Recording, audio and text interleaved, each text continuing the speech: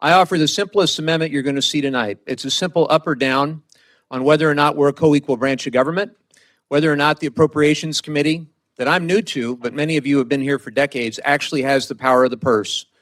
Article 1 says, and I quote, "No money shall be drawn by the Treasury, but in consequence of appropriations made by law," end quote.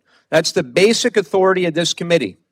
I would argue it's the most fundamental power in the Congress. We all work pretty damn hard to get here and to get on this committee. We were elected to decide how taxpayer dollars are spent, not to write blank checks for the executive, or specifically for the Office of Management and Budget. I know the director of the OMB has a different view, but the Impoundment Control Act of 1974 is clear. We have the power of the purse. We have the ability to authorize the programs and to fund them. So I ask you all, protect this institution.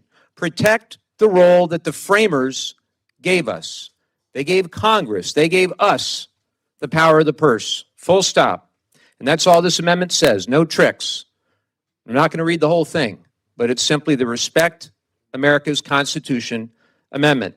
I fear, my colleagues, that if we don't defend the power of the purse right now, in this moment, we may never get it back. I'm going to say that again.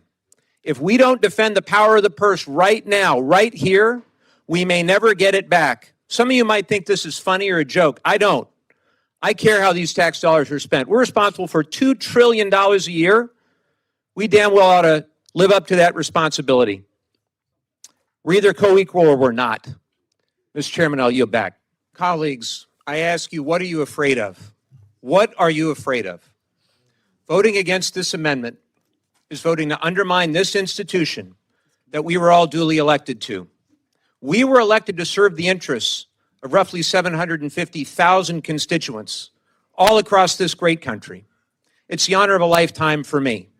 And as I look around this room and I see all the portraits of all the great chairs of this committee over these past decades, what would they say right now to each of you?